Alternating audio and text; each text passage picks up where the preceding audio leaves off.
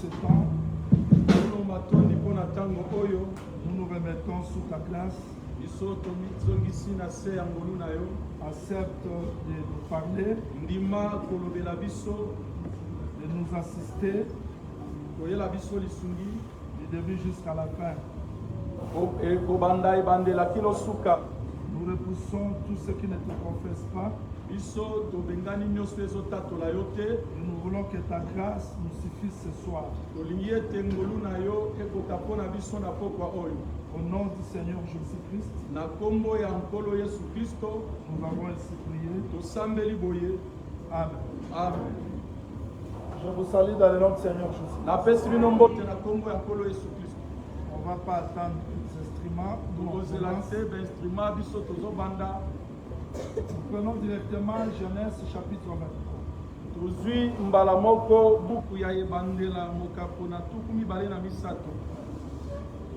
Genèse chapitre 23. Nous commençons la lecture à partir du premier verset. Il est écrit: la vie de Sarah fut de 127 ans. Telles sont les années de la vie de Sarah.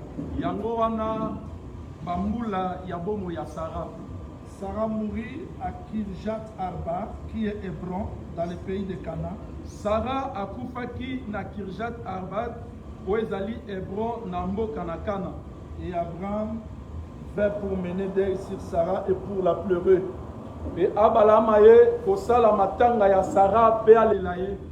Abraham s'élevant de devant son mort et parla ainsi au fils de Heth. Abalaya matelemaki liboso ya Sarah oyo akufaki pe alobi boye na bana na Heth. Je suis étranger et habitant parmi vous. Ngai nazali mopaya oyo azovanda kati na bino. Donnez-moi la possession des sépulcres chez vous pour enterrer mon mort et l'ôter devant moi. Bopesa ngai eteni ya kunda po ngai na kunda mowai na ngai pe na longole liboso na ngai. Les fils de Heth répondirent à Abraham en lui disant: bana na Heth bayanoli Abraham balobi: écoute-nous mon Seigneur. Yoka biso nkolo na biso. Tu es un prince au milieu de nous. Yo zali mwana na mokonzi kati na biso. Enterre ton mort dans celui de nos sépulcres que tu choisiras. Yo kunda mowai na yo na moko ya lilita oyo posepela. Aucun de nous ne te refusera son sépulcre pour enterrer ton mort. Moko te kati na biso kopekisa yo lilita po kunda mowai na yo. Abraham s'éleva et se prosterna devant le peuple du pays, devant les fils de Heth. Abraham atelemaki pe ye agumbamaki liboso na bana na mboka pe bana ya Heth. Il leur parla ainsi: ye alobi na bango boye: si vous permettez que j'enterre mon mort et que je l'ôte devant mes yeux, écoutez-moi et priez pour moi à Ephron fils de Tchoa.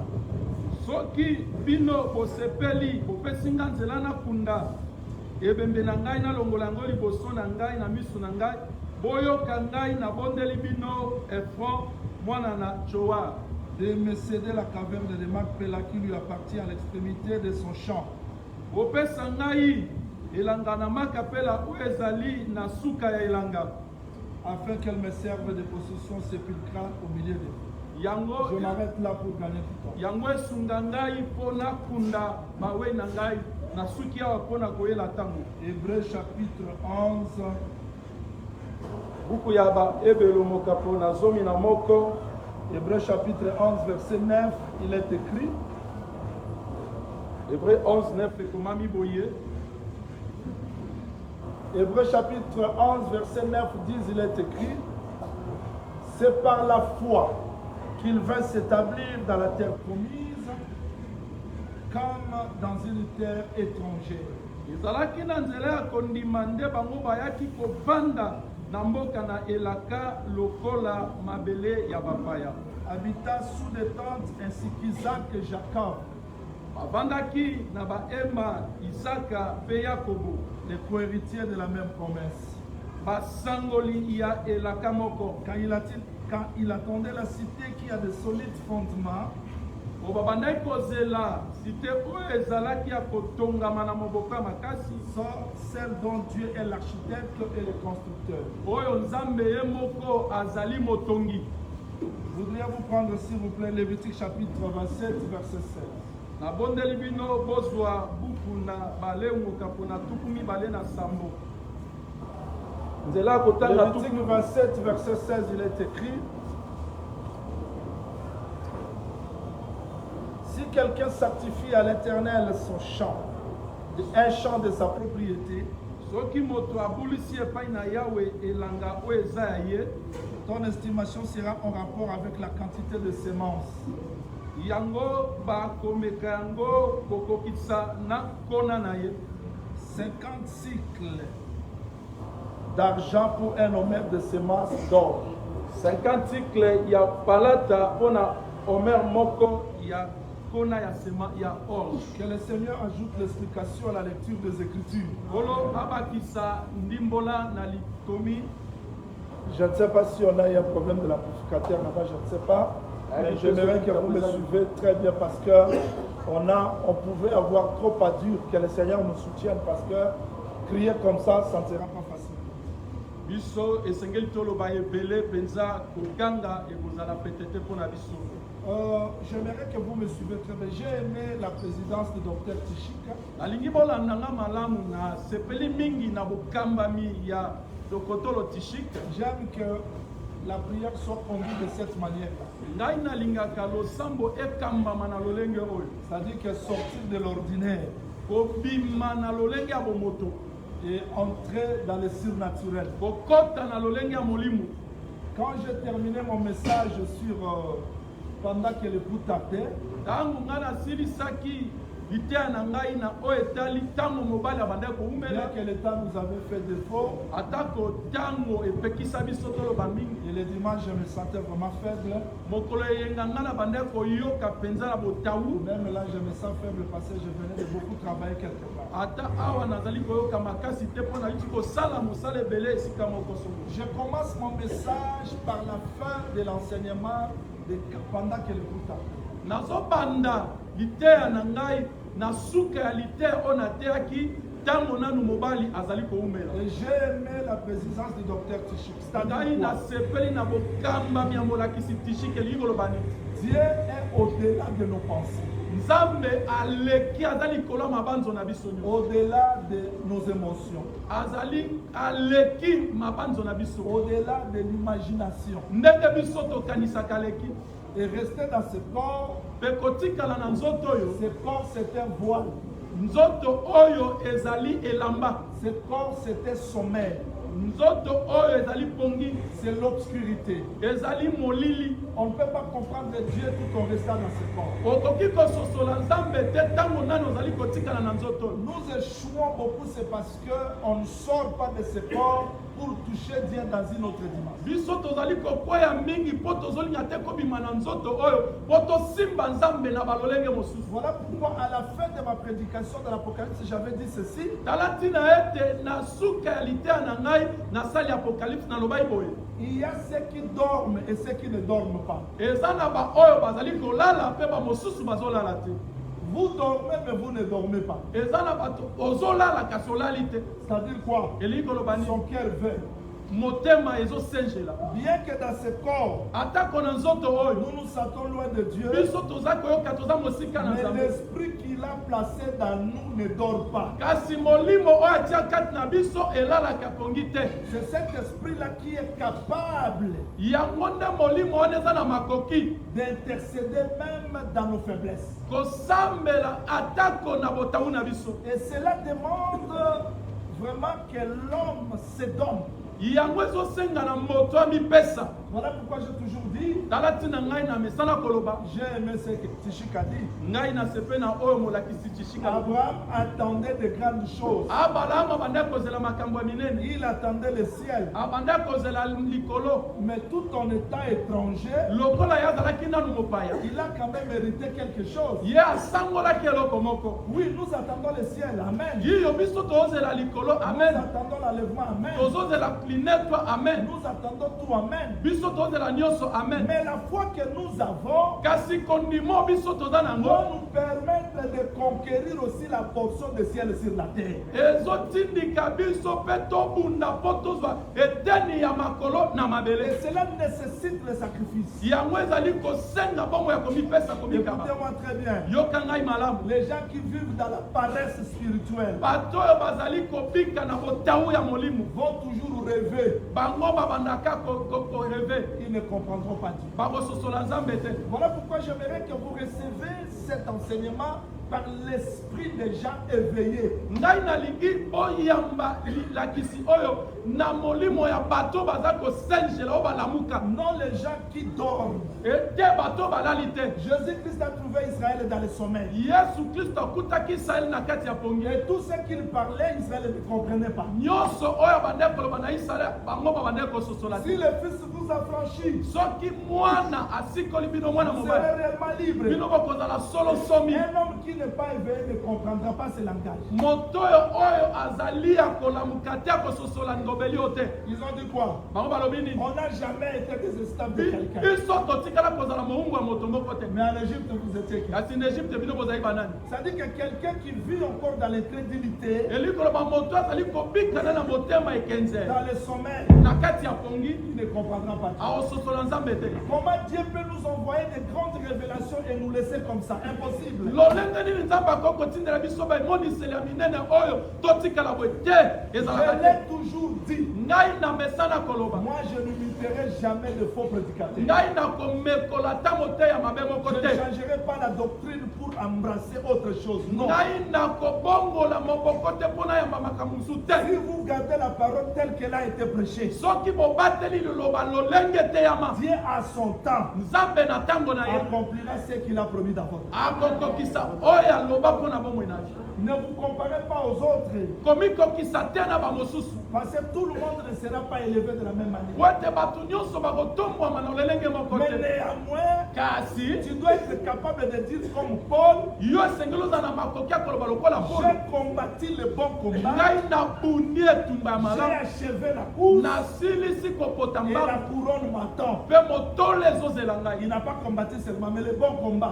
abundaki apamba te abundi etumba ya malamu Le bon combat. etumba ya Il malamu dit j'ai achevé alobi ngai et nasilisi la couronne m'attend. mpe motole ezozela C'est-à-dire je ngai. ne combats pas par rapport aux autres, ngai nazobunda te kokonikisana mais na je baninga combats selon ce que Dieu m'a indiqué comment combattre ngai nazobunda lolenge nzambe alakisi ngai nabunda et dans mes limites. mpe na bamindelo na nga. Que le Seigneur vous bénisse. Kola pambola biso. Aujourd'hui, par la grâce du Seigneur, nous voulons introduire un enseignement très important. Je l'ai prêché, ça fait depuis 98 que j'ai donné cet enseignement, mais c'était les chants de Marc Pella. Aujourd'hui, je ne prêche pas vraiment les chants de Marc Pella, mais j'ai pris cet enseignement pour parler de l'ordre. lelo ngai nazokoteya makapela te mpo eza liteya na te yango nguta kala bambula eleki kasi lelo nalingi nateya mpo na koteya molongo. Ce n'est pas aussi mal de vous rappeler, de répéter les choses qu'on a déjà prêchées aujourd'hui. eza mabe te soki ngai nazongeli makambo na teya bambala eleki. Mais ce qui va plus nous intéresser, c'est l'ordre d'enterrement. oyo ekosimba biso makasi eza molongo ya bokundami. Que le Seigneur vous bénisse. Kola Amen. pambola biso. Je dois vous rappeler que toute écriture est inspirée. Je sais que vous croyez comme ça. nazoyebisa bino ete likomi nyonso epemami na nzambe Donc, bozondima dans la Bible, ce qui est écrit, na kati ya bibilia oyo ekomama ce n'est pas de l'histoire, ezali lisolo mais te ça cache la pensée de Dieu. ebombi likanisi ya nzambe. Alors, j'aimerais que vous me suivez très bien. nalingi bino bolanda ngai malamu. Je commence à vous donner les chants de Marc Pella. C'est quoi au juste? ngai na bandi kotalisa bino elanga na makapele eza nini Et mpenza dans quelles circonstances? mpe na libaku nini C'est venu comment? yango eye lolenge nini Vous le voulez aussi, je crois. bino bolingi yango mpe. Amen. C'est comme s'il n'y a pas de... Alors, il ne faut pas vous déranger. S'il n'y a pas de pluie, il ne faut pas vous déranger. Non. Alors, j'aimerais que vous me suivez très bien. nalingi bino bolanda ngai malamu. Est-ce que vous me suivez? bozolanda ngai. J'aimerais que vous me suivez très bien. nalingi bolanda ngai malamu. Je pouvais avoir plus besoin du tableau, mais ce n'est pas bien arrangé. tablo nazali na posa na yango yango ebongisami malamu te. Dieu appelle Abraham dans 75 ans, quand il avait 75 ans. Nzambe abengi Abraham atanga zaki na mbula 75 ans. Caméraman, si tu peux arranger, hein? Parce que je suis ici. Ok, ça va. Merci. Appelle Abraham quand il avait 75 ans. Abengi Abraham atanga zalaki na 75 ans. Je rappelle que sa femme Sarah Nazali ko songela koloba ete mwasi na ye Sara avait 65 ans dans l'appel d'Abraham. azalaki na 65 ans tango abengi Abraham. Parce qu'il y avait l'écart d'âge de 10 ans. Po ete bokeseni ya mbula ezalaki mbula zomi. Et Dieu est venu Nzambe aye confirmer sa parole, sa promesse dans la vie d'Abraham. kokokisa liloba na ye elaka na ye na bongo ya Abraham. 24 ans après. Sima mbula tuku mibale na mine. C'est-à-dire, Likoloba Abraham Abraham avait 75 ans à la sortie. Abraham tango abimi azaki na 75 ans. 24 ans après, Sima mbula tuku mibale na mine. Abraham a 99 ans. Abraham akokisi mbula 99 ans. Une petite question. Motuna moko ya muke. Si Abraham a 99 ans, Soki Abraham azana 99 ans. sa femme Sarah a combien? Sarah mwasi na azana combien? Combien? Très bien, vous êtes intelligent. Uzabata maele. C'est-à-dire, Abraham a 99 ans. Likoloba Abraham na 99 ans. 99 ans. Na 99 ans. Et sa femme Sarah, 89 ans. Mais mwasi na ye Sarah 89 ans. Dieu accomplit sa parole, c'est-à-dire, Zambe akokisi liloba na ye elingi Dieu koloba. fait que, Zambe asali ete quand, parce que, suivez ça très bien, dans 99 ans, na 99 ans il cesse d'être Abraham, atiki kozala Abra il devient Abraham. akomi Abalaham. Parce que Abraham, Po ete Abraham c'est du verbe de Abraham, ekeseni na Abalaham. la même personne. Kaka moto moko Abraham est est stérile, est stérile. aza oyo aboti te.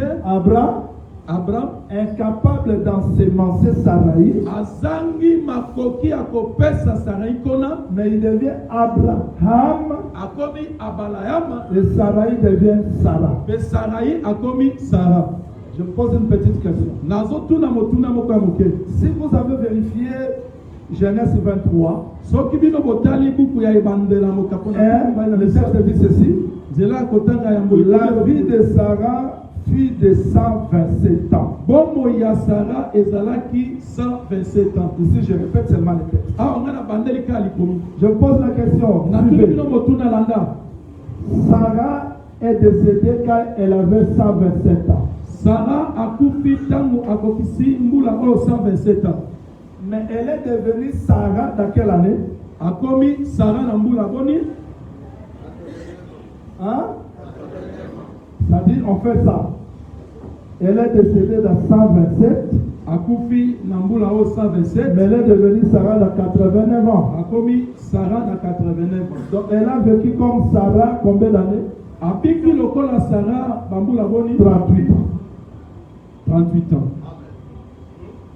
Maintenant, je dirais, Sikongana boloba. Moïse dit ceci: Mosa lobi boye. Sarah fit, la vie de Sarah fut de 127 ans. Mbula nyonso Sarah bikaki na moi ezalaki 127 ans. Maintenant, j'interprète, je dis, Ngai na limboli na lobi 127 ans, 127 ans. mais elle a été Sarah 38 ans. A zalaki Sarah kobanda mbula 38. D'accord? C'est simple, je n'ai pas encore expliqué, je répète seulement le texte. Ezali pete ngai na limboli te nazo bandela kali komi. Je pose la question. Na tuli bino motuna. Quand Sarah meurt dans 127 ans, Tangu Sarah kufi na 127 ans. Abraham a combien d'années? Abalama azana mbula boni. Abraham a combien d'années? Abalama mbula boni. 100 combien? 137. Abalama azana mbula 137. Genèse 25.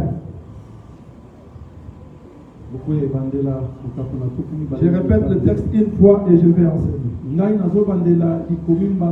Genèse 25, verset 7, il est écrit: voici les jours des années de la vie d'Abraham. Il vécut 175 ans.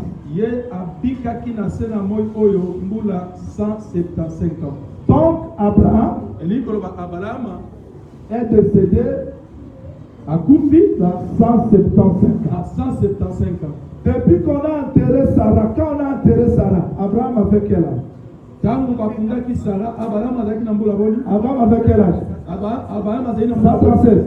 137. Maintenant, quand il meurt dans 175 ans, Tango akufi na 175 ans. depuis qu'on a enterré Sarah, Buta bakundaki Sarah. jusqu'à son enterrement, Kino ça fait combien d'années? mesali mbula boni. 38 ans. C'est-à-dire, Sarah est enterrée Eliko ba Sarah kundami 38 ans après. 38 ans mbula 38 Et ans. Abraham aussi fut enterré 38 ans après. Abraham bakundi simambula 38 ans. Mais ces choses ne peuvent pas être comme ça.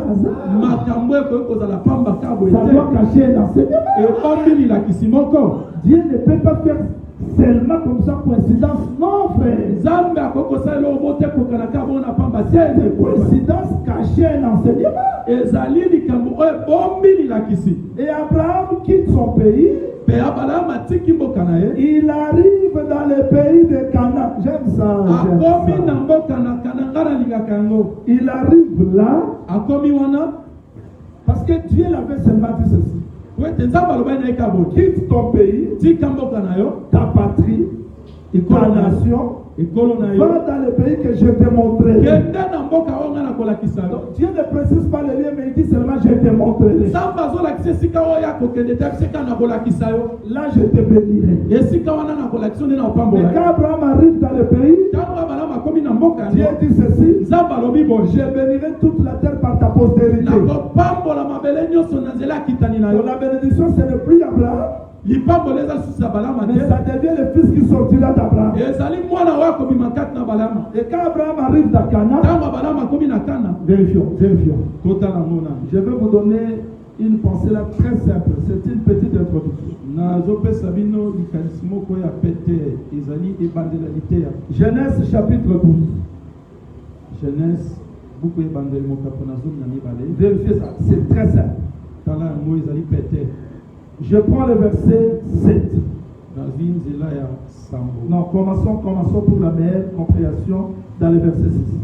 mpona bososoli malamu tobandi na nzela ya Abraham parcourut le pays. abalama atambolaki mboka mobimba. Remarquez. Tala Il est arrivé dans Canaan, akomi na Kana mais il a parcouru le pays. atamboli mboka mobimba. C'est très important. eza na motuya Vous n'allez pas seulement dire que je suis arrivé dans le lieu de la promesse okoloba te nga nakomi na esika elaka sans connaître le lieu de la promesse. Non. kozanga koyeba esika elaka. Il est entré et il a parcouru. me ye atamboli mboka Voilà mobimba. pourquoi quand un prédicateur prêche, tala ntina ntango moteya il doit parcourir le pays pour nous donner de vrais renseignements du pays. esengeli atambola mboka mobimba po apesa biso lisolo ya malamu ya mboka. Un prédicateur ne dira pas seulement je suis dans Genèse, non. Tu dois aller, Genèse doit engendrer Deutéronome, Deutéronome doit engendrer Apocalypse, Apocalypse doit engendrer Isaïe. Parce que tu dois parcourir le pays parce que Canaan, on doit le parcourir. yo esengeli otambola na mboka mobimba koloba te na osuka kaka na buku ebandeli te. Buku ebandeli esengeli bota buku ya bobimi, buku ya bobimi esengeli bota levitiki ti otamboli mboka mobimba. Alors le texte dit, likomi alobi Abraham parcourut le pays abalama atamboli mboka jusqu'au lieu nommé Sichem. kino esika oyo babenga na nkombo ya Sichem. Les Cananéens étaient alors dans le pays. Parce que je commence. bakananeye bazalaki na mboka ezali nde lolenge limosako. Dieu dit, Nzambe alobi va là, kende je kuna te bénirai. nga na Mais il kopambola. arrive là, akomi kuna il trouve les Cananéens. akutani na bakananeye. Qu'est-ce qu'il pouvait dire? nini akokai koloba Dieu, tu m'as trompé. nzambe yokosinga. Mais quand ils voient les Cananéens, ntango yamoni bakananeye l'Éternel a parlé à Abraham yawe amoi et mimonisaki dit, na babala je donnerai ce pays à ta alobi postérité. na ye nakopesa mboka oyo na kitani na yo elike nini oyo Donc les Cananéens elikoloba ne bakananeye changent pas la promesse de Dieu. bango bakokobongola te elaka na Ce nzambe que Dieu a promis, oyo nzambe c'est alandi ce qu'il accomplira. eza oyo akokokisa Quels que soient les Cananéens, atako bakananeye je bazali n'ai pas besoin naza na ntina te de croire à ce que je vois, nandima te na oyo mais naomona j'ai besoin de croire à ce que Dieu m'a dit. naza na posa ya kondima na oyo nzambe alobelinga. Dieu m'a dit quoi? nzambe alobi na Je ye te donne ce pays. napesi yo mboka Mais je vois les Cananéens. nga na omona Ça bana ne changera pas la promesse de Dieu dans ma vie. ekobomona te elaka ya nzambe na bomoi na J'exhorte à quelqu'un qui voit les choses différentes de ce que Dieu lui a parlé, de ne pas abandonner parce que ce que Dieu a dit, c'est ce qu'il a compris. aza kolebisa na moto moko azomona makambo nzambe ayebisaki ye ekeseni nalobi na yo otika te nzamba kokokisa o alaka. Est-ce que vous croyez aussi comme cela?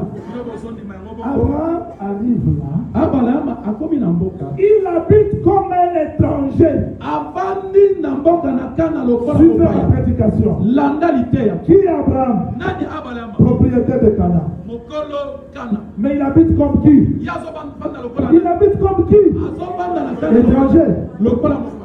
Le bien-aimé qui a écrit Hébreu dit ceci. Molinga bi oya komaki buku ya ebela lobi. C'est par la foi Eza na nzela ya kondima. qu'Abraham obéit. Abraham atosi. Il alla à Canaan, Akei na kana. habita comme un étranger. Avandi kuna na mboka na kana lokola Et mopaya. lui, propriétaire de Canaan, Ye oyo mokolo ya mboka oyo mais kana. habite comme un Kasi étranger. yazobika lokola mopaya. Si vous voyez Abraham, Soki omoni Abraham. c'est lui le Ye propriétaire. mokolo Mais kana. quand vous voyez sa vie, Soki omoni bomoi na ye. c'est un pèlerin. Azali oyo azali C'est un étranger. azali mopaya. Et Hébreu dit que c'était par la foi. Pe ebele mokanana ebele lobi ezalaki na nzela ya kondima.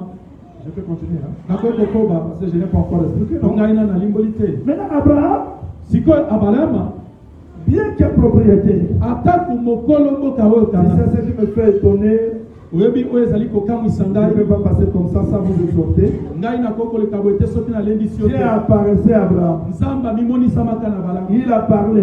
Alobi Il parlait à Abraham. alobeli Il Abraham. apparaissait. Mais Amimonisama. Abraham est resté toujours étranger. Abraham atikalaka mopaya. C'est-à-dire quoi, les Eli jours, koloba nini mosakoli. quand Dieu appelait Abraham, Tangu Nzambe abengi Abraham. il avait semé la semence de la foi. Alonaki kona ya kondima. La foi, c'était grain.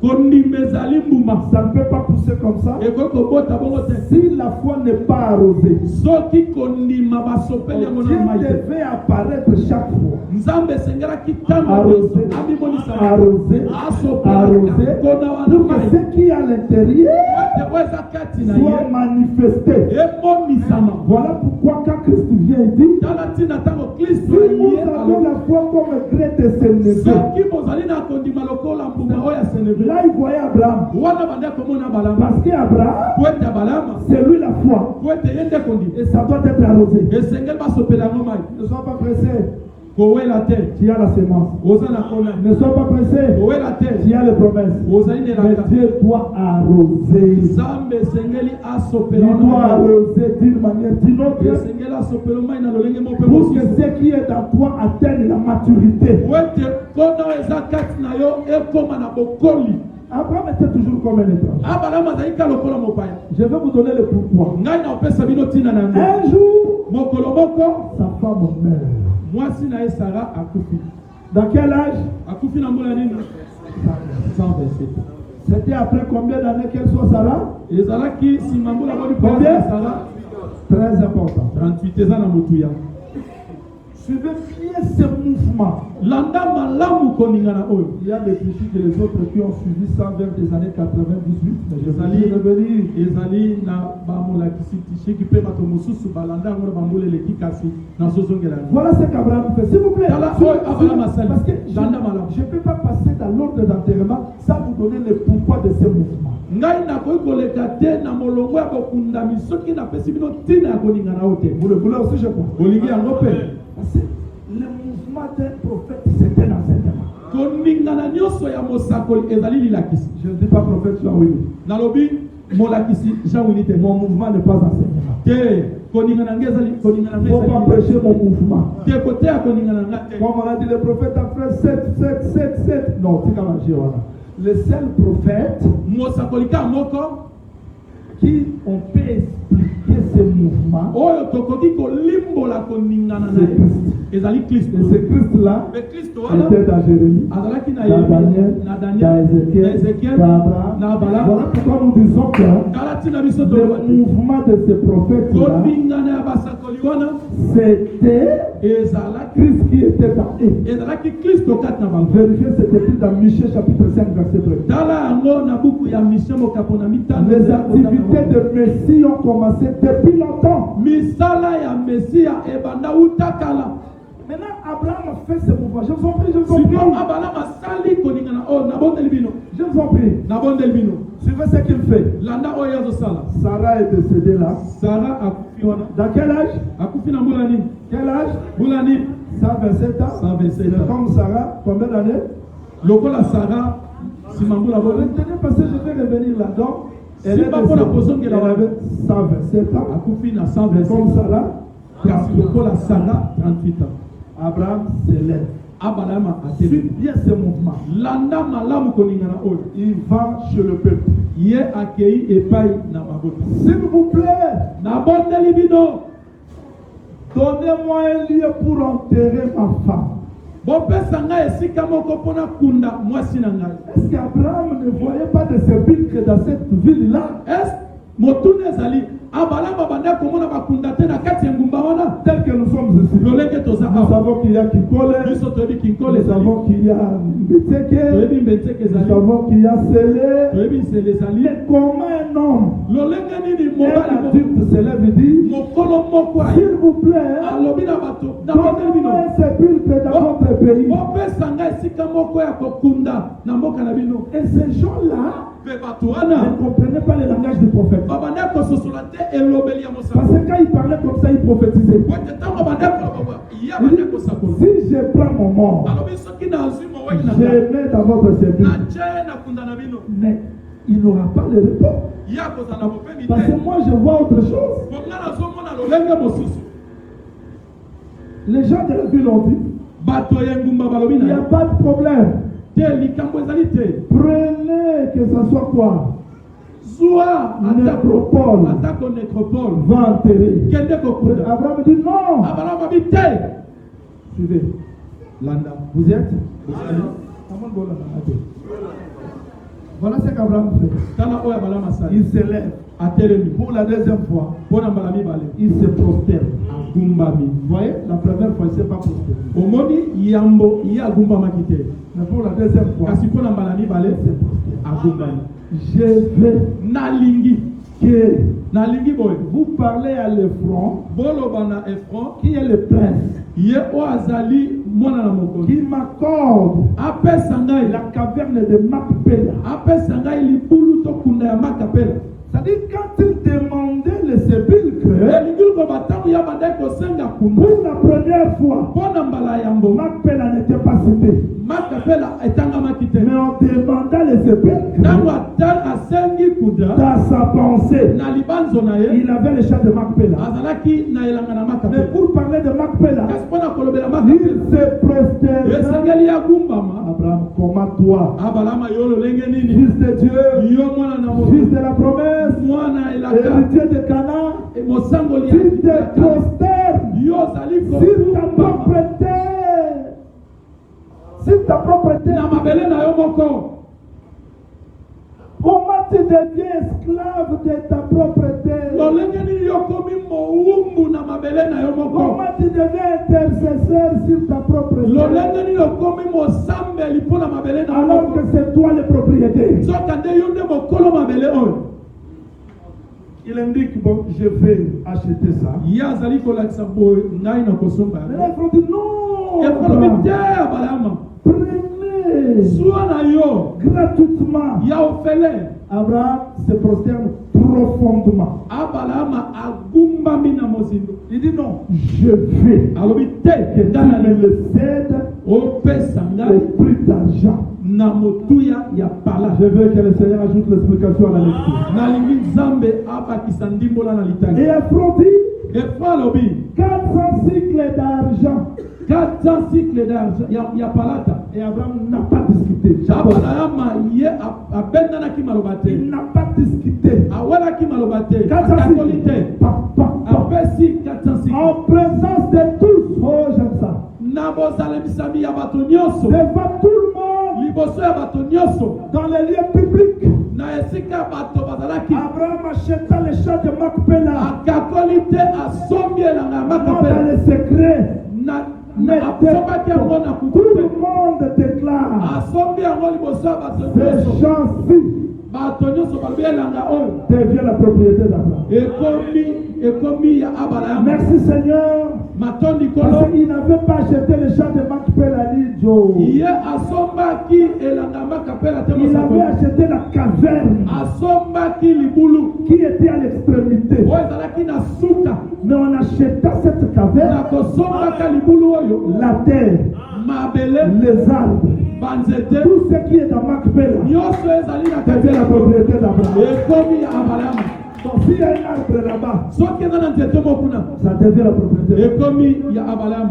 Comment Jésus est devenu fils de Joseph? lolenge nini yesu akomaki mwana na Yosef? Parce que ce n'était pas Joseph po ete ezalaki Yosef qui avait ensemencé Marie. ye nde apesaki Maria. C'était le Saint-Esprit. ezalaki molimo Parce santo que Dieu lui-même exhorte à Joseph. po ete nzambe moko azolenisa Marie est devenue grosse mali akomi na par la mokumba puissance du Saint-Esprit. na nzela ya nguya molimo Donc santo. Jésus, yesu son fils, son père, c'est le Saint-Esprit. yesu tata na ye ezali molimo santo. Mais pourquoi on dit qu'il est de la tribu de Juda? mpona nini bazoloba ye azali na libota na yuda? Oui, frère, iyo nde parce que mobali. Marie était un champ. po ete mali azalaki elanga Et le propriétaire de champ, c'était Joseph. po epe mokolo elanga ezalaki Yosef. Tout arbre qui sort de ce champ nzete nyonso ezobima na kati appartient à son propriétaire.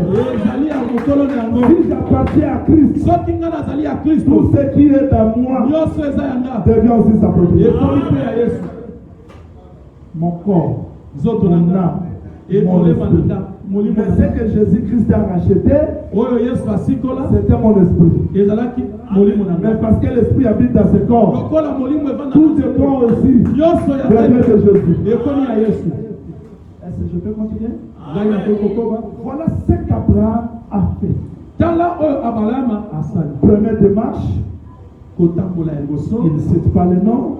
ye atangi kombo te. Deuxième démarche, tamboli ya mibale Macpela est cité. makapele etangami. Troisième démarche, tamboli ya misato il paye combien d'argent? Il paye combien? afuti motuya boni 400 Attends, zela 400 cycles d'argent. motuya oyo apalata Mais 400. Moïse dit, mose alobi si vous faites l'estimation d'un champ, soki bino bolingi bokokisa motuya ya elanga une semence sera égale à 50 cycles. semence moko ekokokana na 50 sika. J'explique ceci. Regardez. ngai nazolimbola boye tala J'ai ma semence ici. ngai nazali na kona na nga Mais awa là, pasteur Justin veut racheter le champ. mobateli justin alingi asikola yango Il veut racheter le champ. alingi asomba elanga. Qu'est-ce qu'on fera? nini bakosala? On va estimer bakotala ce bakokisa champ ici elanga oyo a combien de semences? ezali na kona boni. Si c'est 10 semences, soki ezali na kona zomi, si une semence c'est 50 cycles, il va donner combien? soki kona moko eza 50 cycle Il aopesa va boni, donner combien? aopesa boni, 500. aopesa 500. C'est-à-dire que la valeur du rachat elikoloba motuya ya kosikola doit être égale à la semence. esengeli ekokana na kona. Si pasteur Lucho, soki mobateli licho on l'a estimé bakokisi ye à 100 cycles, na 100 cycle, quand on me donne 100 cycles, soki bapesi ngai 100 cycle, lui elle a acheté, non? ngai oyo Maintenant, les nasikola 100 cycles ici sikoyo 100 cycle oyo doit être égal à l'homme qui est racheté. esengeli ekokana na moto oyo basikoli. Si cet homme soki moto oyo est capable de payer la voiture, aza na makoki ya d'acheter la kosomba voiture, ya kosomba il moto, faut que 100 cycles aussi esengeli mpe 100 cycle fassent la même chose. esala mpe elolenge moko.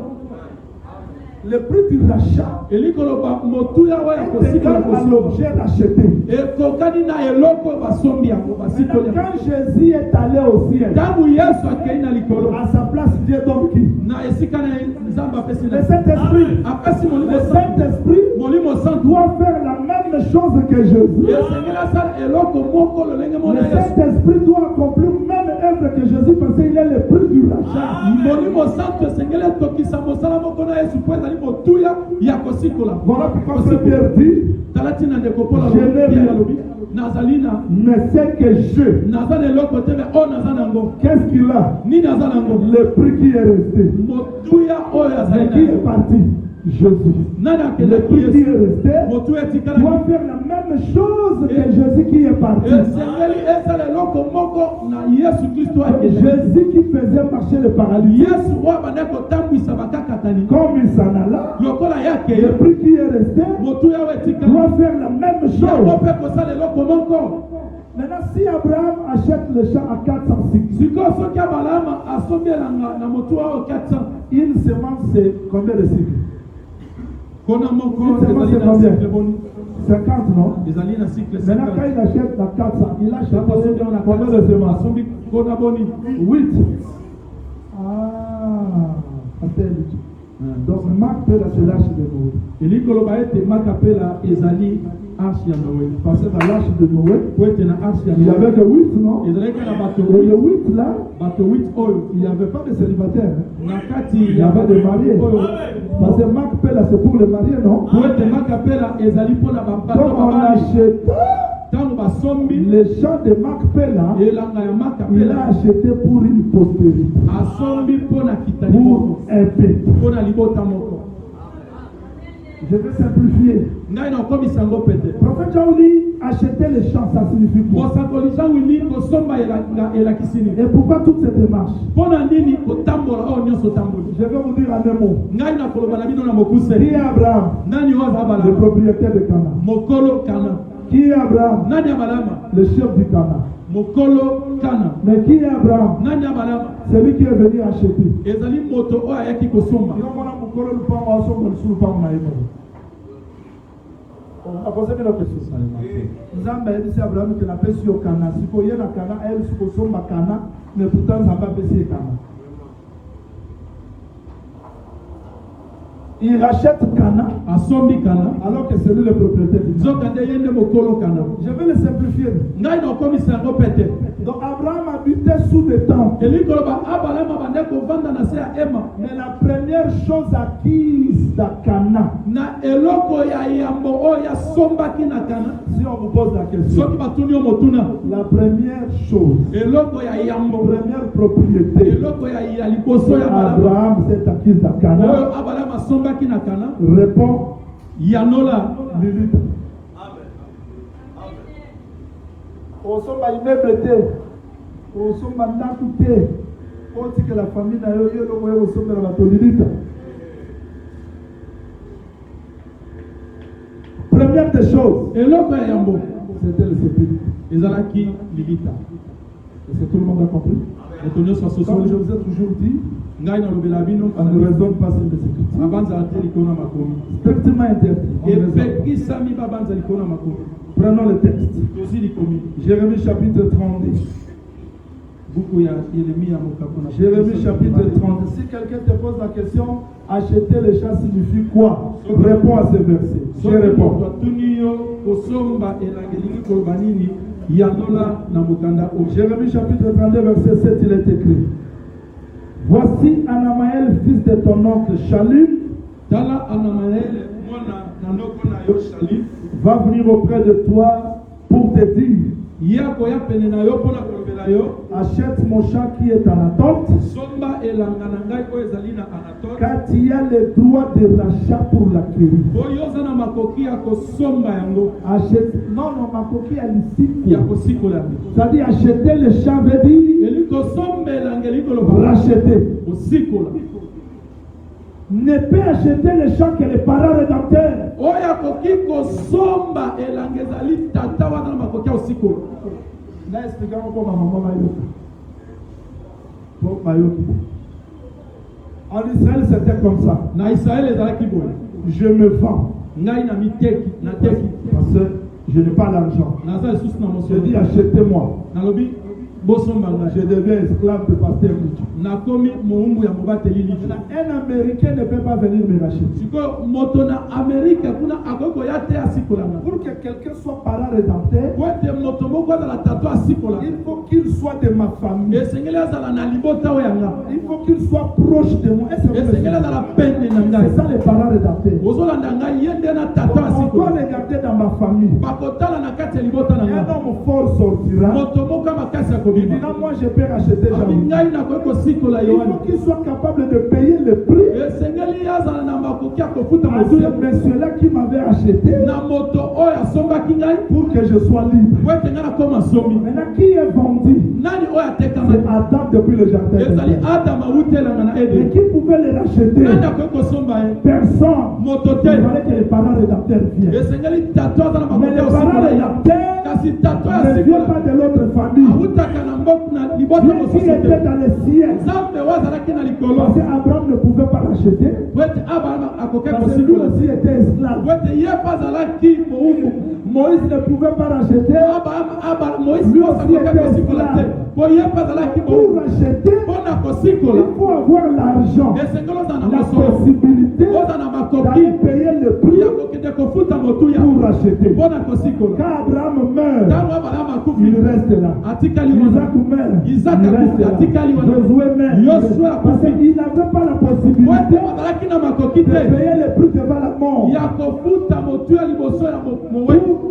Payer la mort, c'est-à-dire payer le prix pour dire que la mort, le prix que j'ai donné, libère les morts.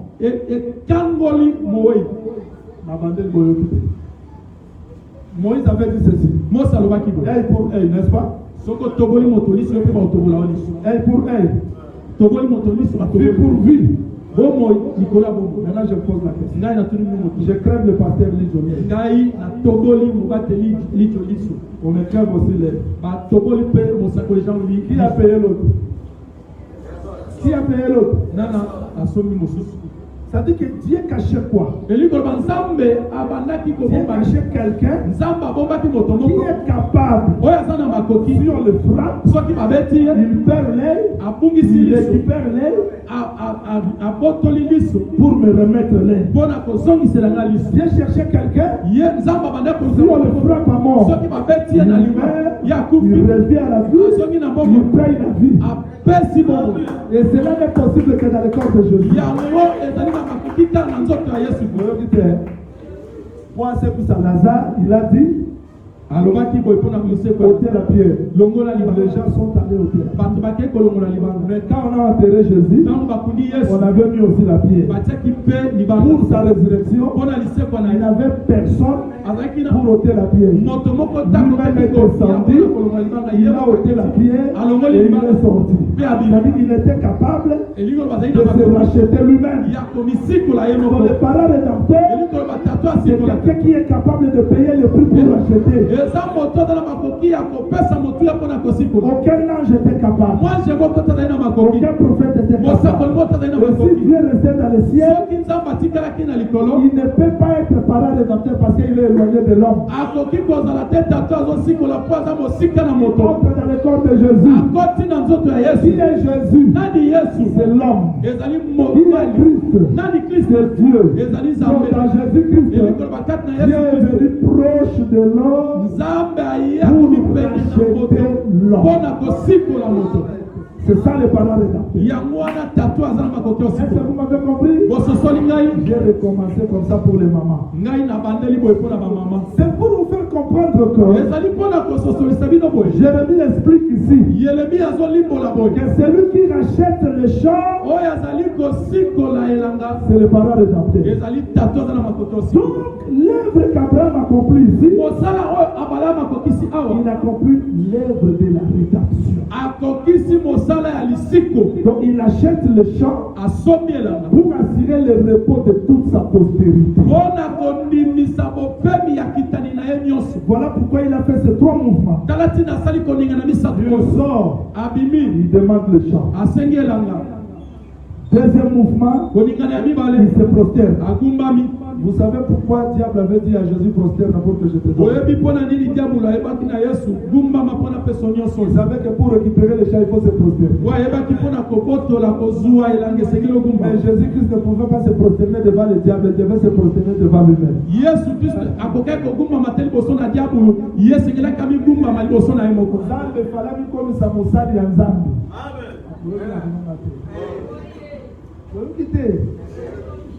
Yoka. Nzambe a continué à kati ya Moïse. Le même Dieu entre la Pharaon. Nzambe moko na nzoto ya Mose, Nzambe moko na nzoto ya Pharaon. Maintenant qui était dans Moïse? Nana avec na Mose. Nzambe qui a endurci le cœur de Pharaon. Nana kobisi motema ya Pharaon. Quand Moïse partait devant Pharaon, il partait devant qui? Tangu Pharaon, Dieu devant Dieu. Alors que nous sommes Nzambe de intercéder pour que le peuple soit racheté. Est-ce qu'on m'a pas compris? Dieu dit ceci. Comme le peuple a soif, moi l'Éternel, je me tiendrai sur le rocher. Qui est sur le rocher? Alors Moïse prend le bâton, passe devant, Laissez Jérémie derrière. Laissez Ézéchiel derrière. Laissez tous les prophètes. Prends le bâton. Viens. Frappe le rocher. Quand Moïse frappe le rocher, il frappait. Très bien. C'est-à-dire qu'il frappait Dieu pour que l'eau jaillisse. Maintenant, les Trinitaires nous posent la question. Si Jésus est Dieu, mais il a frappé. Il s'est frappé lui-même, non? Je vais donner ma vie et je vais la reprendre. Donc, qui a tué Dieu? C'est Dieu lui-même. Il s'est donné lui-même. Vous êtes heureux si vous comprenez ces choses. C'est-à-dire Abraham, la démarche qu'il faisait, les différentes dispensations de Dieu pour le rachat. Mais comment Abraham, le propriétaire, doit se prosterner? Je vous dis que dans la première dispensation, Dieu ne s'est pas prosterné, j'aime ça. Mais il était à la recherche des gens.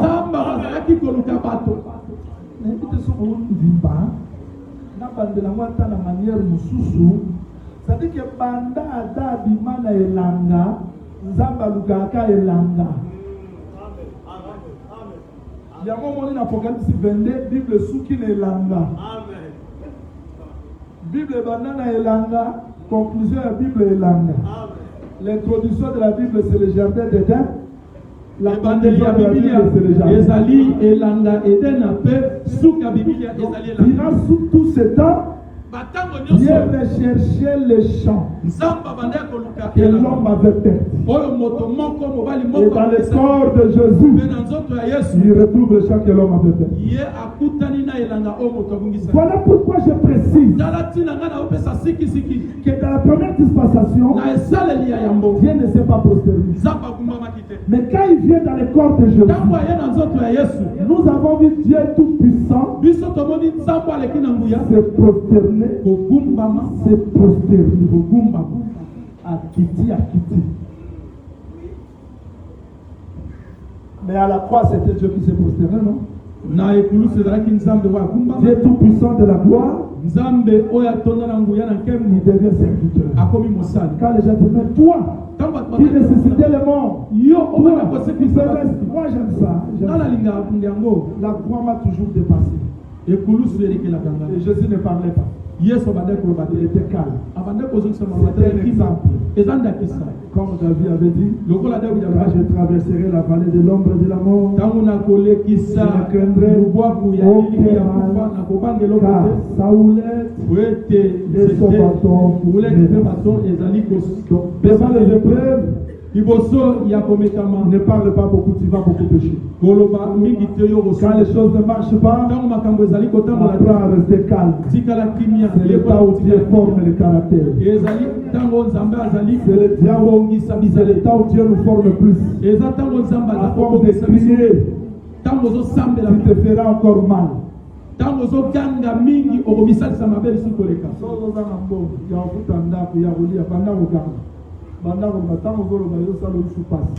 Mais si tu prends à rester calme, à faire confiance au Seigneur, c'est là que la résurrection se fait.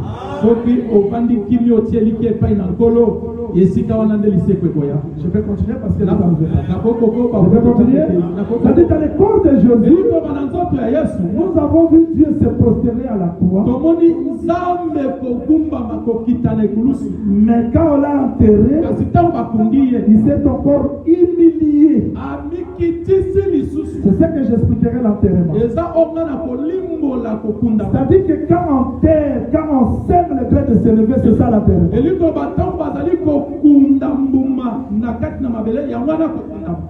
Et quand on a semé, parce que semer c'est ça enterrer,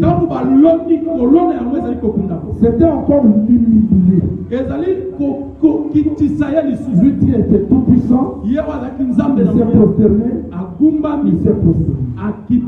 Mais remarquez, je vous en prie, les frères Judas, j'appelle ici frère, il est allé négocier Jésus. Il a négocié Jésus en combien d'argent? Combien? 30 cycles d'argent. ezalaki na 30 cycles. Donc c'est le prix de la femme. Hein? ezali motuya ya mwasi. Donc c'est la femme qui doit mourir avant. eza mwasi nde esengeli akufa yango. Les vitango akotina mwasi na ye pa ya vieillard wana bato ya mboka ntango baya abimisaki na fale yango bamibimisaki mais abimisaki mwasi apesi. C'est la femme qui doit mourir avant. mwasi nde esengeli akufa yango. Mais Abraham en Égypte, il a aussi livré Sarah. Abraham en Égypte ye pa tabaki sa. Mais là Dieu à la croix, il livre qui? Nzambe ne kulusu akabi nani? Il livre la apesi femme. nani? apesi mwasi. L'homme ne meurt pas. mobali akufaka te. Le Christ ne meurt pas. Kristo akufaka te nde C'est la mobali. chair qui est la femme. nzoto oyo ezali mwasi nde akufaka. C'est clair. Maintenant, Judas négocie Jésus à 30 cycles d'argent. Judas ye akei kosolola mpona bateka yesu na 30 cycles d'argent. Il prend les 30 cycles d'argent. azwi 30 cycles d'argent. Il a compris. Ah, asosoli ete j'ai vendu Jésus. ngai nateki yesu. Il prend, il remet les 30 cycles d'argent. akei azongisi palata oyo. Quand il a remis les 30 cycles ntango d'argent, azongisi 30 cycles les d'argent, principaux sacrificateurs ont compris. banganga nzambe bango basosoli Prendre cet argent, kozwa mbongo oyo mettre ça dans le trésor public, kotia yango na trésor ça va pas aller. te kosimba Ça, te. c'est le prix du sang. oyo ezali motuya ya Ça, makila. c'est Dieu. oyo ezali nzambe. Parce que Zacharie a dit, oyo ete zakari alobaki si vous estimez mon prix, bino oyebi donnez-moi les 30 cycles d'argent. bopesanga 30 cycles d'argent. C'est le prix ezali motuya que mon peuple m'a estimé. ezali motuya oyo Ils ont libota pris les 30 cycles bakosinga d'argent, bazwi 30 cycles. ils ont acheté un champ basombi elanga qui moko est le sépulcre. oyo ezali kunda. Donc, il y a selon la liboso à Somba, Kunda. Abraham est là, liboso à Somba. Il y a selon la liboso à Somba. Si vous avez le président, c'est que Kunda moyo basombi na pri ya Yesu ba kunda ba Israélite. Et ça ko ba kunda ba étranger. C'est qu'Abraham a somba la marque pe la ka ko na étranger. C'est que étranger les lots au bien la sur étranger te parce que na kufa ya Yesu na la droit na kota na kana pour kunda moko ezala mipona. Donc nous avons compris que toutes les démarches faites par Abraham cachaient le plan de la rédemption pour notre salut. Est-ce que tout le monde a compris? Voilà la pensée du chant de Macpéla.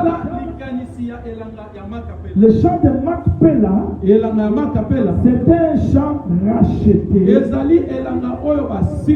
Et cela cachait le plan de la rédemption. Maintenant, désormais, même si je me trouve en Europe, avant ma mort, parce que Salomon a dit, j'expliquerai ça le vendredi, si un homme n'a pas la sépulture, c'est un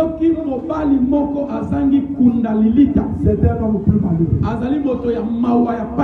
C'est-à-dire que même si je suis en Europe, si je vois la mort, je dirai à ma famille, il ne faut pas m'enterrer ici.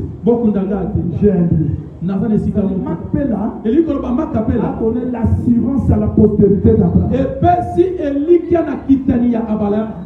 Voilà pourquoi Israël, pendant qu'il sortait de l'Égypte, quand les choses devenaient difficiles, ils ont dit, Moïse, pourquoi tu ne nous as pas laissés en Égypte? Est-ce qu'il n'y avait pas de sépulcre?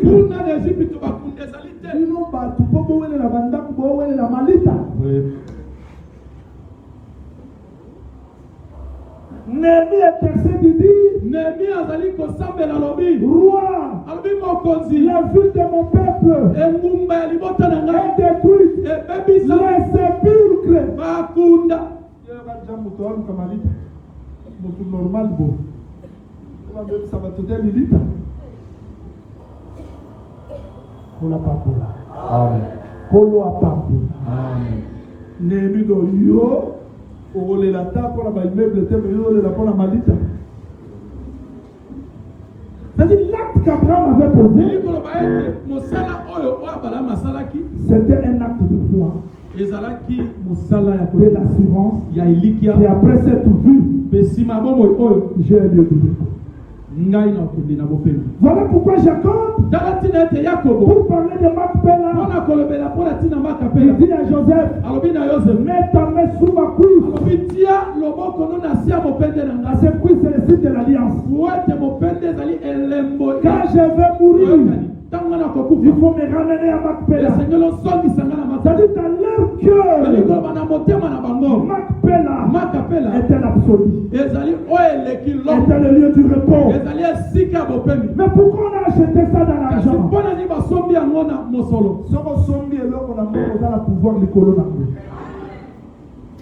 Abraham croyait à la résurrection. L'acte qu'il a posé, ça donnait la preuve que tout celui qui est né d'Abraham, enterré dans Macpéla, aura le repos.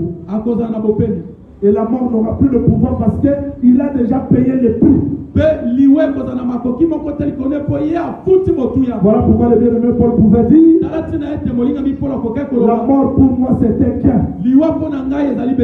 Parce qu'il savait que le prix est déjà payé. Mais bien-aimé, j'ai voulu vous donner l'idée sur le champ de Macpéla. Et là j'expliquerai. Bien que Macpéla est acheté, mais on ne doit pas enterrer dans les désordres. Il y a un ordre d'enterrement. Et c'est Dieu qui a placé l'ordre. Je me souviens d'un fou de Gadar. Chaque fois on mettait sur lui le vêtement, il le déchirait. Chaque fois on le liait par des fers, il le brisait. Quelle force! Il était nu. Mais curieusement, il faisait des sépulcres en sépulcres. Donc moto aliboma pas que dans la foule, mais il y a que dans la malite. Maman est dans le cimetière à Kitabu. À Longwe, maman est dans le cimetière à Kikoti. Oh, moto aliboma ndengeni, c'est qu'à Bandol ou Galilita. Que le Seigneur vous bénisse. Que le Seigneur vous bénisse. Mais un jour, il voit Jésus. Ce qui me fait de la joie, c'est quoi? Les pasteurs de ce temps-là ont vu Jésus, mais personne n'est allé se prosterner. Avec leur théologie, avec leur connaissance, personne ne s'est prosterné. Mais c'est fou ici. Sans vêtements. Quand il voit Jésus, il a compris que les sépulcres que j'ai cherchés, voilà le vrai sépulcre. Il vient dans ce sépulcre, il se prosterne. Personne ne pouvait mettre le vêtement sur lui. Et les gens de la ville ont couru. On a vu ce fou vêtu, assis, dans les bons sens. Mais qui a donné ce repos? Le sépulcre. Donc à l'élite de Pesaka Kimia, donc à l'élite de Latisaka Elamba, na l'élite de Samutumon a pour parler que son côté pas ailleurs son côté na l'élite à son. Au motif qu'à l'issue il y a bateau sous soli, ngai pour ça na la tête, yo la l'élite. Montant côté na l'élite à profiter. Bas au pétale on a vivant pour. Attends dans la foi. Ba que nous tient bon, banda banda de l'or na métropole au banda poza moto abomo moto alakuza moto akufa selite ebeti ebuki kimungala ebuki kimuluku ebuki kibangu ebuki kimukongo ndeto memona Macpéla sika na yo ya ko otia biso mobulu te. L'enterrement ne se fait pas par les vivants. Si vous enterrez les vivants, vous aurez le désordre. Parce qu'un mort, si on le met ici, il reste là. Il ne restera pas, il ne sortira pas la nuit. Place où on a mon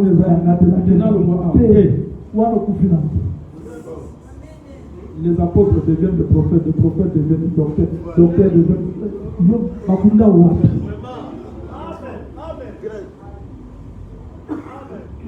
C'est ce que je vais vous enseigner. Si Christ est le chant de Macpéla, il devient notre espérance. Il devient notre absolu. Je vous dis au nom du Seigneur Jésus. Le chant de Macpéla, c'était le dernier discours de Jacob. Quand il a rassemblé ses enfants, il a parlé. Il dit, Joseph, je vais bientôt mourir. Mais il ne faut pas m'enterrer ici. Enterre-moi dans le champ de Macpéla. Là, on a enterré Sarah, Abraham, Isaac, Rebecca. Là où j'ai enterré Léa. Donc Léa m'attend pour que l'ordre soit accompli. Ne m'enterrez pas ici. Parce que j'ai enterré Léa. À côté de Sarah, il y a un Abraham. À côté d'Isaac, il y a un Rebecca. Et à côté de Léa, on m'attend Jacob pour que l'ordre soit accompli. Mes bien-aimés, voilà la pensée du chant. Vous voulez que j'explique encore quelque chose? Non, les vendredis parce que les femmes ne sont pas. Regardez, on arrête là. C'est ça qu'on va expliquer les vendredis. Elle est devenue Sarah. Dans quel âge? 89 ans. Elle est décédée là.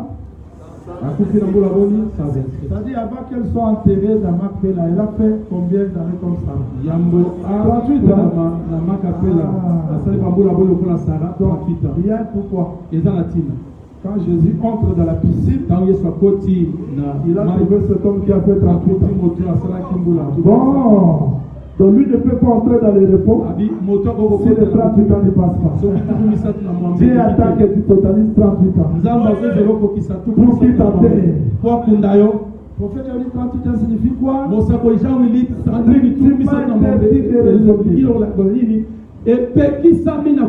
Deutéronome chapitre 2, Deutéronome 2, 11, 14. J'expliquerai ça le vendredi.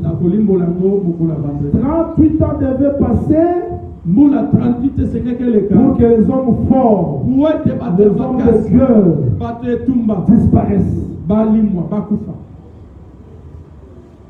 Okoki okota na Macpéla te soki na makasi na yo esili te. Okoki pe ko respecter molongo ya kokundama te soki na makasi na yo esili te.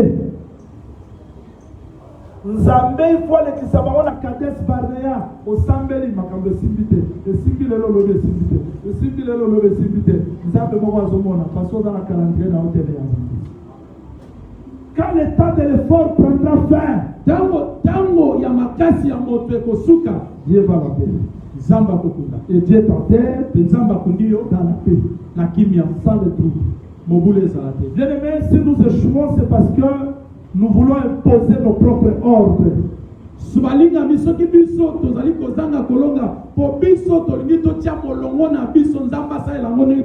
Nous voulons nous efforcer. Il y a un ordre que Dieu a établi. Dans l'œuvre de Dieu, Dieu a placé un ordre. Ordre pour ma vie, ordre pour mon ministère, ordre pour tout. Et Dieu calcule tout. Non selon mes pensées. Voilà pourquoi j'insiste que les gens s'abandonnent. Moi je ne crois pas que savoir prêcher peut élever quelqu'un. Il y a de bons prédicateurs. Mais Dieu fait grâce à qui il veut. S'il y a quelque chose qui nous tue aujourd'hui, c'est parce qu'on ne comprend pas l'ordre. Dieu a placé un ordre comme il veut. Je vais vous expliquer vendredi pourquoi prémisse, parce que Macpela c'est le prémisse et Sarah doit être prémisse dans le prémisse. Macapela ezali eloko ya yambo pe Sarah sengeli akundama yazalaki moto ya yambo wa akundami nesika ya yambo. C'est comme Rahab était prémisse da prémisse. Azalaki eloko ya liboso na kati ya iloko ya liboso. J'expliquerai ça devant. Ngai na olimbo la parce que Jéricho c'est le prémisse. Pote yeliko ezali mboka ya yambo. Et dans le prémisse il y a prémisse. Pe na kati ya eloko ya yambo ezali. Dans champ de Macpela c'est le prémisse. Iliko lobelanga na Macapela eza elanga ya yambo. Sarah doit être prémisse dans le prémisse. Sarah sengela za moto ya yambo bakundi na kati ya eloko ya yambo. Mais qui est Sarah? Nani Sarah? Je n'expliquerai plus Sarah comme femme d'Abraham. Ngana kolimbo la Sarah te lokola mwasi ya balama. Mais vous allez comprendre de Sarah. Kasibino bososo la Sarah. Comment elle doit être premier là-bas? Lolenge ni sengela za muto ya yambo baokunda. 38 ans après Abraham vient. Si mambula o 38 ans Abraham apaye. Pour qu'Isaac suive. Pour être Isaac apaye la. Parce que Isaac c'est la promesse. Pour être Isaac andeza. La promesse ne peut pas être enterrée. Et la ke koko kunda mate. On commence pas par Sarah. Soki babandi na epai na Sarah. Abraham. Isaac. Pe Isaac. Rebecca. Léa. Jacob. Pourquoi Rachel n'est pas enterrée dans Macpela? Je vais expliquer ça. Parce que c'est l'ordre. Quelle leçon devons-nous tirer ici? C'est très simple, bien aimé. Dieu a accompli une œuvre. Et dans cette œuvre qu'il a accomplie, c'est lui qui a commencé. C'est lui qui va achever. Tu ne peux pas être comme ça. Tu ne peux pas vivre comme tu veux. Mais Dieu, quand il commence une œuvre, lui-même sait comment t'amener à la mort et t'enterrer dans J'ai vu ça quelque part. Hein? On est chanteur. Après chanteur, on devient évangéliste. Après on devient pasteur. Et à la fin, on devient évêque. Mais évêque, l'évêque est ancien. On ne veut plus être appelé pasteur, évêque. L'ordre. L'ordre dans le monde, c'est Dieu qui le place. Tel que tu es là, tu es le champ de Dieu. Tu crois que tu es le champ de Dieu? Et dans toi, il y a aussi un ordre que Dieu donne. Que tout votre être soit gardé irrépréhensible. Là, l'esprit, l'âme, le corps. Molema penzoto. Molongwana na sukara l'esprit te même dans les autres ya batu po batebele bazala molongo. Et pourtant yeso lobaki muto ozana ennemi batu ndako na ye. Batu ndako ezala mama na papa te ndako ezali yo. Na kati na wana benimi bazeli. Il faut le banzambe tiana okimia na ndako na yo. Et tia kimia nene misoki molongo na molongo. Muto azana nzoto te. Pour attendre na basantana ngala lingaka bote. L'homme est esprit. Mais il habite dans ses corps. Tu es esprit, tu n'es pas Mungala, tu n'es pas Moulouba. Tu es esprit, mais Dieu t'a fait tomber là-bas seulement. Tu es esprit, tu as une âme, tu habites dans ce corps. Il faut que l'ordre aussi soit établi dans ta vie. Il y a des gens qui ne sont pas en ordre envers eux-mêmes. Il prie mais il n'a pas la paix. Il prie mais il attend toujours des voies de condamnation. Tout n'est pas encore en ordre dans sa vie. Et le chant de Macpela place comment Dieu va nous montrer comment Dieu commence par placer l'ordre. Retenez la première chose. Premier à être enterré dans le champ de Macpela, c'est qui? C'est là qu'on va commencer les conferences. Je veux que Dieu vous accorde la force. Je ne vais pas compter le temps comme vous le comptez. Mais le compter le temps comme vous.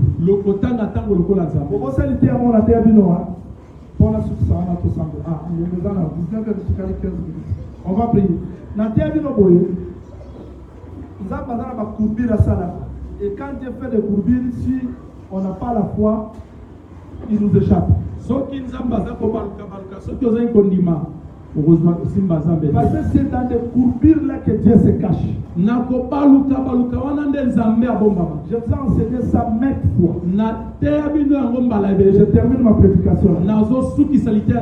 Naomi dit, retournez à cause de vous. Je suis dans la souffrance. Même si cette nuit, j'ai l'espérance d'être avec un homme. Attendriez-vous qu'il grandisse pour devenir votre mari? Quand Naomi parlait comme ça, retournez veut dire allons-y. Il faut comprendre.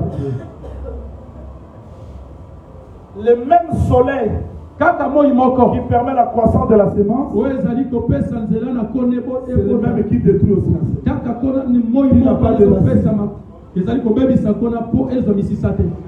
Les semences qui n'ont pas de racines se détruisent facilement. Quand Naomi disait retournez, or pas écoutez-moi, retournez. Rita, écoutez-moi, avançons. Ton Dieu sera mon Dieu. Ce sont des contours là qui nous échappent. Prendrai-je la nourriture des enfants pour donner aux chiens? Si c'est toi qui fuis, je savais un moi. Mais la femme dit,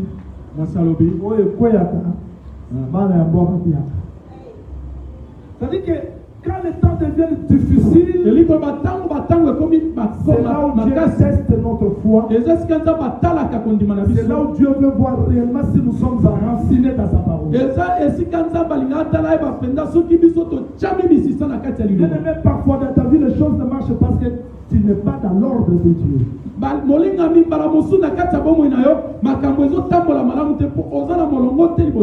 Quel que soit les ministères, dans un service à solo, dans le même temps, la conférence mentale à la guitare. Ministre Nyon sont dans la mission mon côté. Ministre Nyon sont dans la itinda mon côté. Prenons raison pour ma mission, Paul ministre, Pierre ministre. Bangonyo sur la roue vend la place de côté. Il y a longtemps mon Paul va dire que papa yo à Jérusalem mais aussi maintenant. Quand on s'est plagué à Jérusalem, à Koutana la prison, à Koutana la il faut y aller par mon logo et dans ta vie. Tu dois écouter Dieu, please. Tu dois écouter Dieu.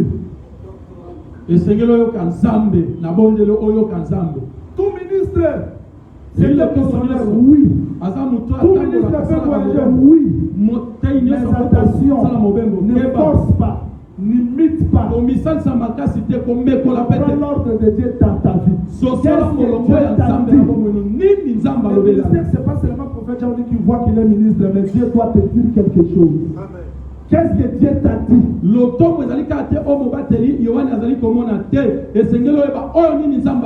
Dieu t'envoie où? Que le Seigneur vous bénisse. J'ai toujours dit aux gens, quand la tribulation devient forte, c'est que Dieu veut disperser les gens. Il faut comprendre le langage de Dieu dans ta vie. Et découvrir là où tu seras plus utile. Par exemple, ma place, je suis utilité le monde en appel. Amen.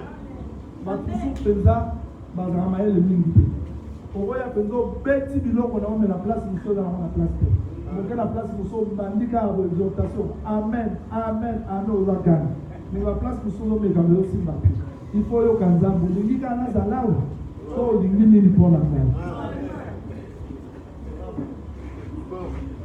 Dans la place il y a une valeur na yo.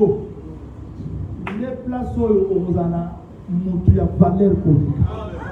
Mais on va rater. D'abord la valeur na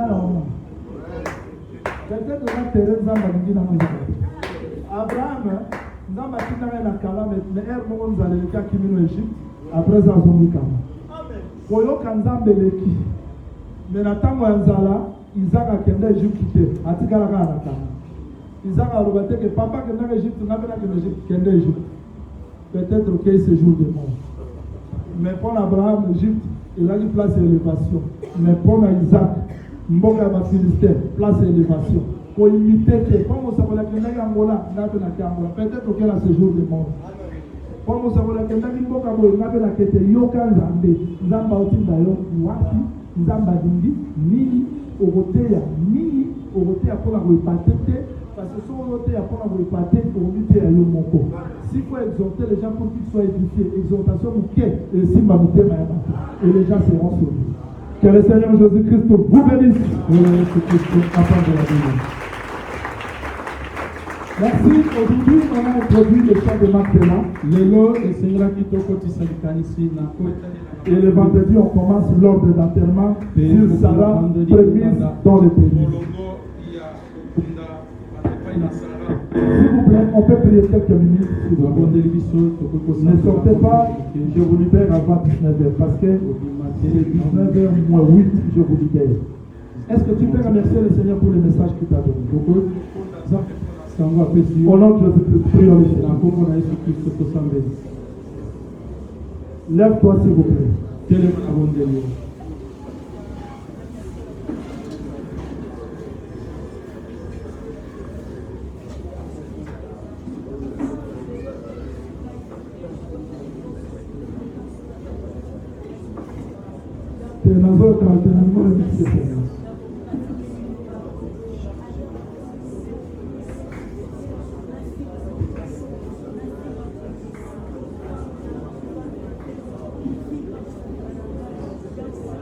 Remercie le Seigneur pour le message.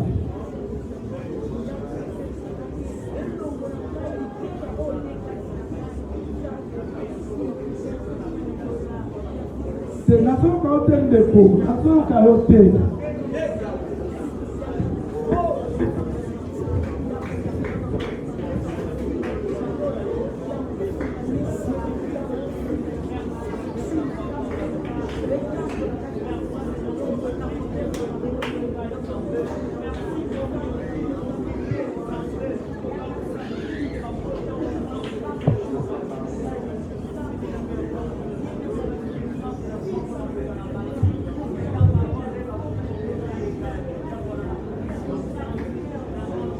Yebi sanza mapeso makasi ya kotika na molongo na ye.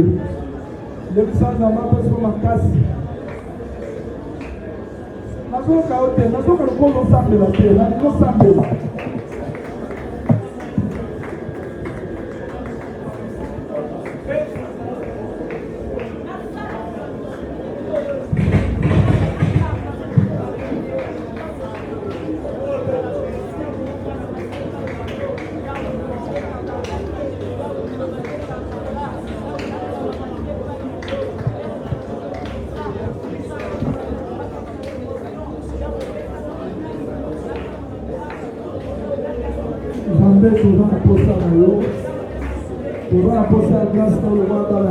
Parfois, il a mis son mot au milieu de mon logo, alors que il est dans mon logo. Ça a mis son volant, ça a mis son volant. Comme il est dans le logo, il est dans le logo. Vous avez le mot là, distraction. Le mot là, désordre. Le mot là, mieux. Et nous avons tous la carte de distraction. Et nous avons tous la carte de négligence. Et nous avons tous la carte de faiblesse. Ça a mis son volant dans le logo. C'est la mission grâce à nous. C'est la mission pour le maillot.